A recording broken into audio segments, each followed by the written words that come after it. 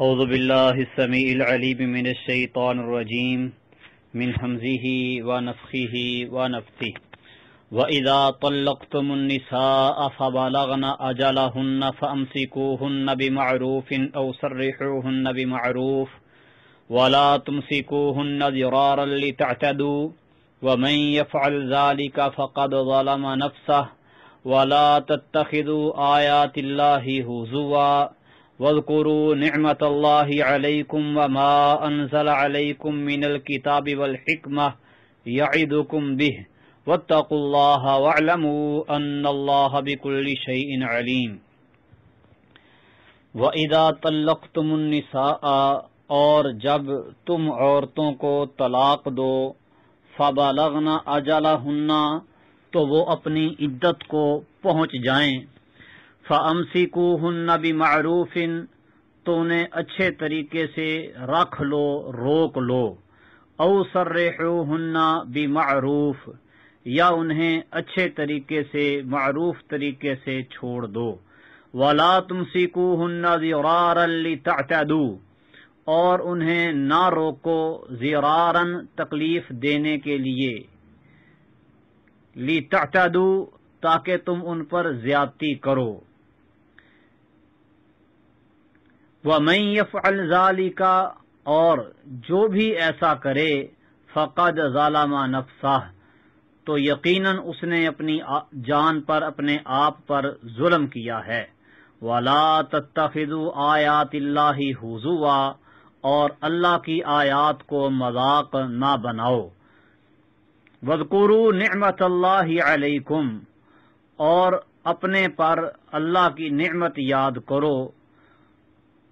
وَمَا أَنزَلَ عَلَيْكُمْ مِنَ الْكِتَابِ وَالْحِكْمَةِ، اور جو اس نے کتاب و حکمت سے تم پر نازل کیا ہے اسے بھی یاد کرو، یعظکم بہ، وہ تمہیں اس کے ساتھ نصیحت کرتا ہے، واتقوا اللہ، اور اللہ سے ڈر جاؤ، واعلموا، اور جان لو، ان اللہ بکل شیء علیم، یقیناً اللہ تعالی ہر چیز کو خوب جاننے والا ہے۔ وَإِذَا طَلَّقْتُمُ النِّسَاءَ فَبَلَغْنَ أَجَلَهُنَّ، جب تم عورتوں کو طلاق دو اور وہ اپنی عدت کو پہنچ جائیں۔ یہاں اس سے مراد عدت ختم ہونا نہیں، بلکہ عدت ختم ہونے کے قریب ہونا ہے۔ اس کی دلیل اللہ رب العالمین کا یہ فرمان ہے، وَبُعُولَتُهُنَّ أَحَقُّ بِرَدِّهِنَّ فِي ذَلِكَ إِنْ أَرَادُوا إِصْلَاحًا، کہ اگر اصلاح کی نیت رکھیں تو ان کے خامد اس دوران ان کو لوٹانے کا زیادہ حق رکھتے ہیں، انہیں واپس لینے کے زیادہ حقدار ہیں، تو وہ عدت کے دوران ہی ان کو واپس لوٹانے کے، ان کے ساتھ رجوع کرنے کے حقدار بنتے ہیں، تو عدت کے دوران ان کو یہ اختیار حاصل ہے، تو کہا جا رہا ہے فَأَمْسِكُوهُنَّ بِمَعْرُوفٍ، انہیں روک لو، مطلب ان سے رجوع کر لو،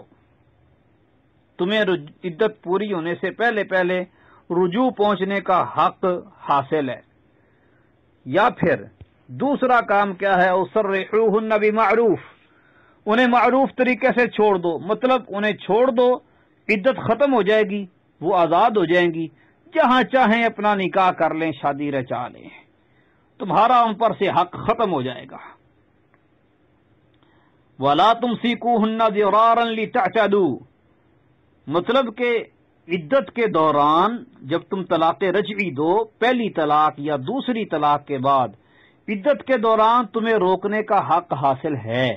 تم انہیں روک سکتے ہو، لیکن روکنا ہے عزت کے ساتھ رکھنے کے لیے، انہیں ذلیل کرنے کے لیے، انہیں تنگ کرنے کے لیے، ستانے اور نقصان پہنچانے کی غرض سے نہیں روکنا، کیونکہ ظلم و زیادتی کرنا یہ اللہ رب العالمین کے احکامات کا مذاق ہے کہ تم عورت کو طلاق دو اور پھر اسے مزید ستانے کے لیے، ذلیل کرنے کے لیے اور تنگ کرنے کے لیے اسے رجوع کر لو، یہ کام نہ کرو۔ وَلَا تُمْسِكُوهُنَّ ضِرَارًا لِتَعْتَدُوا، انہیں تکلیف دینے کے لیے نہ روکو تاکہ تم ان پر زیادتی کرو۔ وَمَن يَفْعَلْ ذَلِكَ فَقَدْ ظَلَمَ نَفْسَهُ،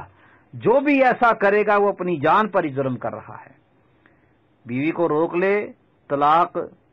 نہ دے، یا طلاق دینے کے بعد عدت کے دوران رجعی طلاق میں رجوع کر لے،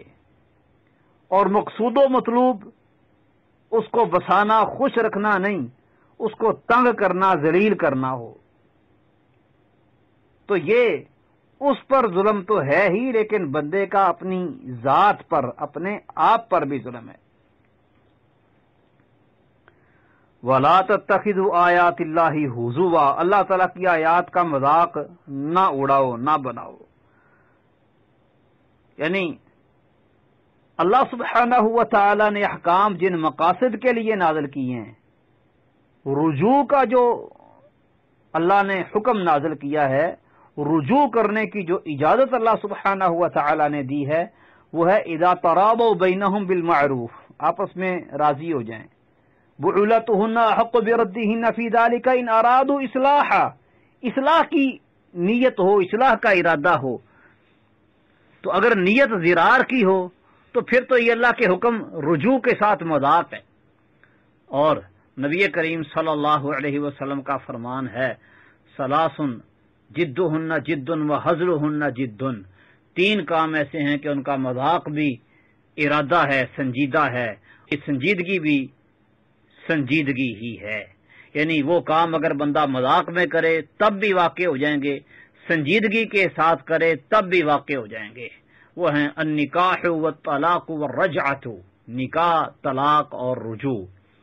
مذاق میں کوئی نکاح کے بارے میں کہہ دے، نکاح کی مجلس میں نے قبول کیا، تو وہ نکاح قائم ہو جائے گا۔ ایسے ہی مذاق میں اگر کوئی طلاق دے دے، طلاق واقع ہو جائے گی۔ ایسے ہی مذاق میں اگر کوئی کہہ دے کہ میں نے رجوع کیا تو رجوع ہو جائے گا، نکاح دوبارہ سے قائم ہو جائے گا۔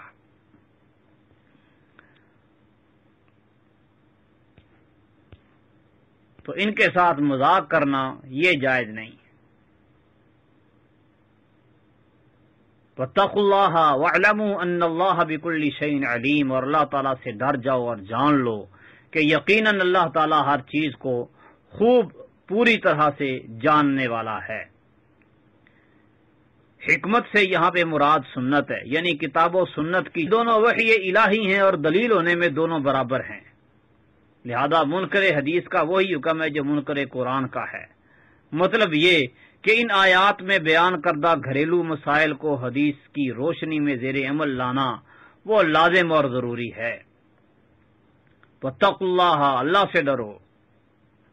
وَاعْلَمُوا أَنَّ اللَّهَ بِكُلِّ شَيْءٍ عَلِيمٌ، اور جان لو کہ یقیناً اللہ تعالیٰ ہر چیز کو خوب جاننے والا ہے۔ یہ بھی اللہ سبحانہ و تعالیٰ نے تحدید اور دھمکی دی ہے کہ اللہ رب العالمین کی آیات کا مذاق نہ اڑاؤ، مذاق نہ بناؤ اس کو، نکاح، طلاق، رجوع کے معاملے کو، اور بیویوں کو تنگ کرنے کے لیے اپنے نکاح میں نہ روکے رکھو، اور اگر تم نے ایسا کیا تو یاد رکھنا ان اللہ بکل شیء علیم، اللہ تعالیٰ ہر چیز کو خوب اچھی طرح سے جاننے والا ہے۔ مطلب کہ قیامت آخر قائم ہونی ہے اور اللہ سبحانہ و تعالیٰ نے انصاف کا ترازو، انصاف کا میزان لگانا ہے۔ آج دنیا میں تو زیادتی کر لو گے، لیکن اللہ رب العالمین کی عدالت میں کیا کرو گے؟ اللہ تعالیٰ ہر چیز کو خوب جاننے والا ہے، اللہ کو علم ہے تم کیا کر رہے ہو، اور تمہارے اعمال کے مطابق اللہ تعالیٰ تمہیں بدلہ دے گا، کسی پر کوئی ظلم نہیں کیا جائے گا۔ اللہ تعالیٰ سمجھنے، عمل کرنے کی توفیق دے۔